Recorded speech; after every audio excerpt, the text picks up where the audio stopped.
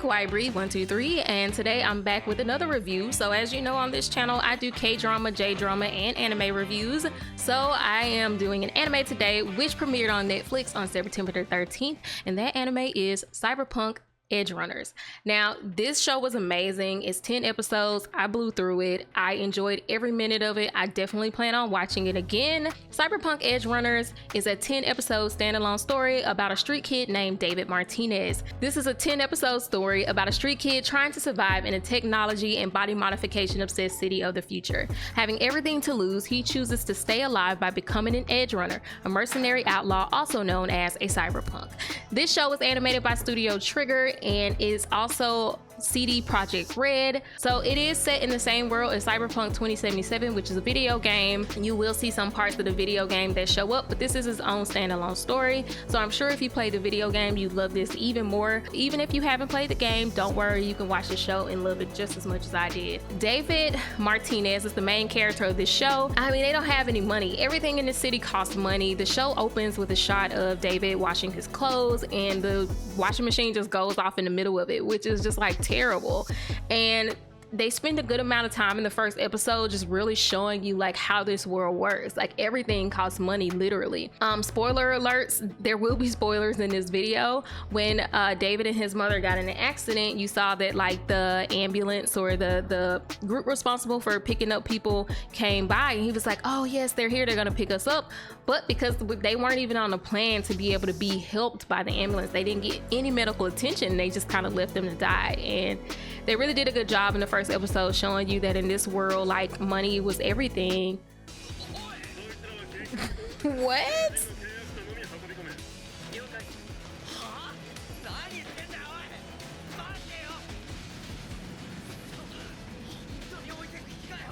I just couldn't believe some of the stuff that they charged for, even like at the hospital, which he was already in like this hole in the wall hospital because he didn't have any money, and it was just like every single thing cost money, and that was just kind of crazy. And it made me think of this interview I watched. I watched the CD Projekt Red interview, which they have the video on YouTube and you can find it on their site, where they kind of give you insight to what they were doing with this and the story they were hoping to tell. And in the video, one of the creators says, in a city where the price is always due, how does a shortcut play out for you? So David finds like some tech, and it's like basically a shortcut. Like, it's OP. He shouldn't have his hands on it, but he does. And so basically it's like this shortcut into like body modification, like being an OP god is basically the way I understood it. Obviously it's gonna come with a huge price, and I do think that this story was a beautiful example of that. Like, what does it look like, his journey from, you know, nothing in life is free, literally nothing in this town is free, so there's a heavy price to pay for something that's obviously going to make you so overpowered. I just love how they stuck to that. I think the whole message of it was just like everything has a price in this town, is cutthroat. So once again, what I liked about this show besides everything, I mean, let's start with art. The art is amazing. It's beautiful. It definitely has that old school feel to it. I miss the aesthetic of 90s anime a lot. The new anime is more simplified, but it's also beautiful as technology kind of catches up, and like you have 3D with 2D mixed in the cell shading. It's very pretty. I think it makes a more consistent style, and it's just become really popular. But the 90s did have a certain grit to it and a certain aesthetic to the line art that I really do miss, and I feel like Cyberpunk Edgerunners did call back to that. I did feel like I was watching kind of like an old anime, and it gave me so much nostalgia. That being said, a big part of this art was the colors. The color theory in this show is amazing.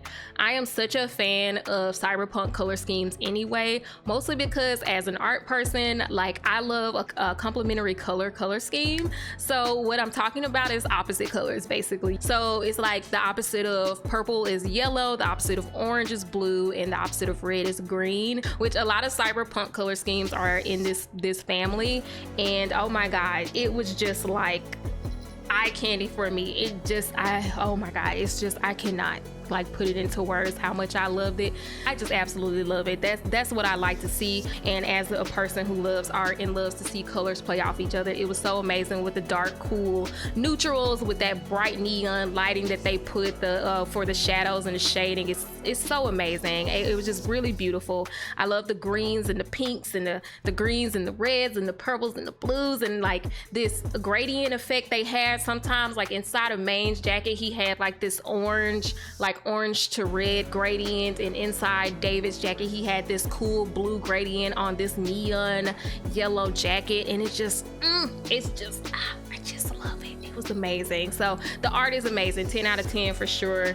The opening song is This Fire, which is a Franz Ferdinand cover, and when I heard it I was just like, oh, like I just knew I was gonna love this anime. When I watched the first episode and it went off and I heard that song come on, I was like, oh my gosh, like this is amazing. So I was really happy to hear that song. Next is the characters. I loved all the characters. I love David's crew that he found, but all the characters are amazing. I love Lucy. I also love her character design. I love her eyeshadow, the pink under eye stuff. I liked watching their love story. It was a tragic love story, unfortunately, but I definitely loved it. They had good chemistry. From the moment she showed up, I just loved seeing them together. I really liked them as a couple. It wasn't too much. Obviously they were together, but it wasn't so, like, I don't know, it just felt like they just kind of meshed together. Like it really felt that way when you watch them on screen. Of course, his crew, I love Becca. I loved crazy Becca with her blue hair and her crazy eyes, and just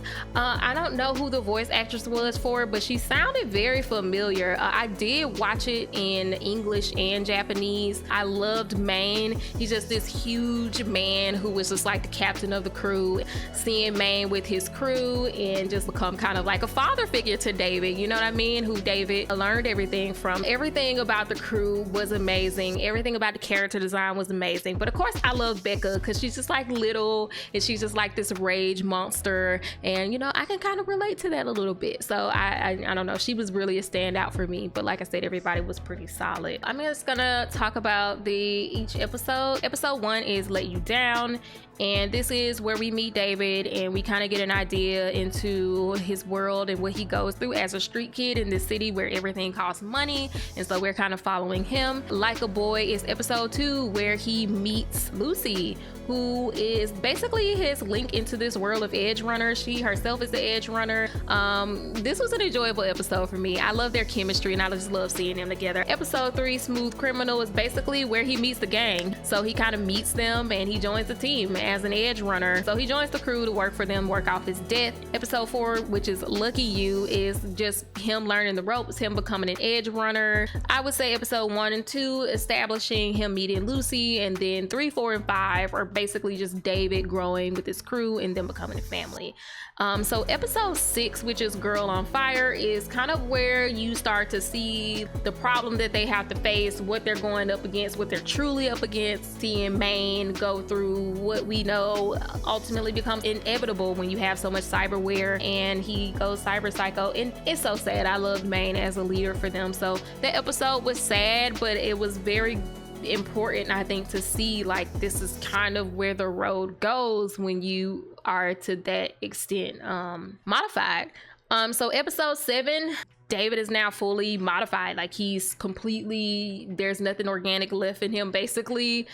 He's all machine and he's the leader of the crew basically, and that episode is called Stronger, and 8 is called Stay, and this is where we kind of get to the last act where the big problem, Faraday, Arasaka, Lucy, you know, gets kidnapped, or what Lucy's been up to. So everything kind of comes together in episode 8. And then 9 and 10, 9 being Humanity and 10 being My Man, My Moon, My Man, is the wrap up of it all. Episode 9 and 10 kind of tie everything up, and yeah, I think they did a good job divvying out 10 episodes, telling the whole story about a character, showing the whole arc. It was just a very easy story to follow, and it was an easy arc to follow, but it definitely was tragic because as you got further along, you could see the way it was going for David, and you kind of got the idea that, you know, it was only going to be one way that it could go. show, and it was, you know, it was kind of, you could see it coming. So but it was really, really good storytelling. Of course, like I said, the character design art, 10 out of 10. The story, I would say, you know, maybe, I don't know, let's say 8 out of 10. The voice acting. So I did watch this in English and I watched it in Japanese because I wanted to get a good assessment of both voice actors and see if they were strong. They had a good cast of voice actors. They had a strong dub voice actor. So if you haven't seen it in English or you're wondering if you can watch it in English, you absolutely can. As an Overwatch player, I instantly recognized Falco's voice as Matthew Mercer, who plays Cassidy in Overwatch. And so I loved hearing his voice in this show. Falco had like a Western style to him, but yeah, of course, that voice is unmistakable.